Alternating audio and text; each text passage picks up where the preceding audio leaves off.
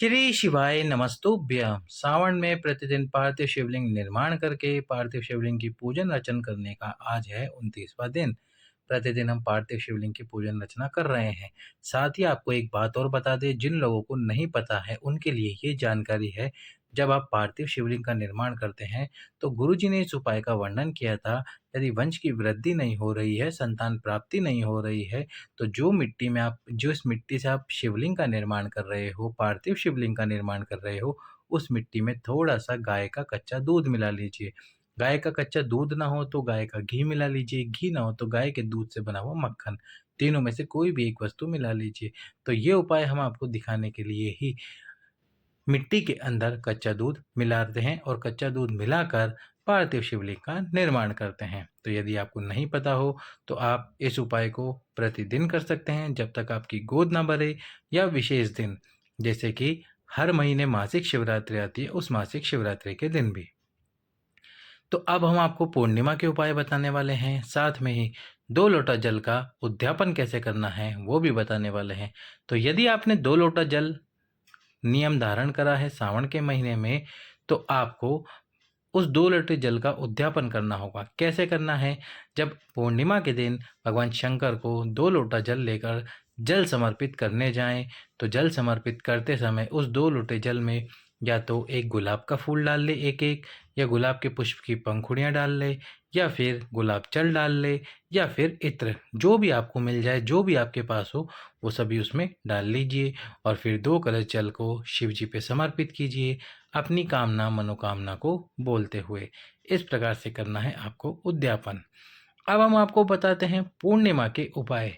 पूर्णिमा के दिन, जो कि 28 अगस्त को पड़ रही है, यदि आपकी कोई विशेष कामना है, विशेष से भी विशेष कामना है, तो चंद्रमौली महादेव का स्मरण कीजिए।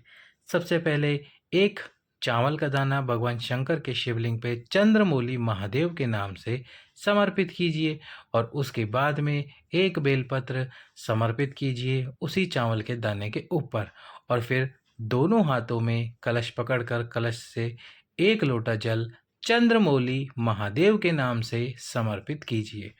और समर्पित करके जो जल शिवलिंग से नीचे गिर रहा है, उस जल को अपने ऊपर छींट लीजिए और थोड़ा-सा जल अपने नयनों यानी कि आँखों पर लगा लीजिए। इस प्रकार से पूर्णिमा के दिन इस उपाय को कीजिए। यदि अभी तक आपने इस वीडियो को लाइक नहीं किया है तो लाइक कर दो, चैनल सब्सक्राइब करके शेयर भी कर दो। अगला उपाय जो कि पूर्णिमा के दिन किया जाता है, और वो है रोग मुक्ति उपाय। यदि आपको कोई रोग है, बीमारी है, तो सबसे पहले डॉक्टर को दिखाओ, जाँचें कराओ, दवाइयाँ खाओ और पूर्णिमा के दिन पीपल के पत्ते का ये उपाय करो। पीपल के पत्ते पर थोड़े से चावल रख दो और पिपलेश्वर महादेव का स्मरण करो, कुंदकेश्वर महादेव का स्मरण करो। उन चावल को लेकर रख दीजिए और अपने नैनों से लगाकर उस पीपल के पत्ते को जिस कमरे में आप सोते हैं उस कमरे के बाहर रख दीजिए पूर्णिमा की रात्रि यानी 28 तारीख को। अगले दिन सुबह उठकर उस पीपल के पत्ते पे जो चावल रखे हुए हैं और उस पीपल के पत्ते को अपने ऊपर से 7 बार घुमाकर कुंदकेश्वर महादेव का नाम लेकर आपको वो पीपल के पत्ते पे जो चावल है उनको सूंघना है और सूंघ कर किसी नदी में, किसी तालाब में उसका विसर्जन कर देना है।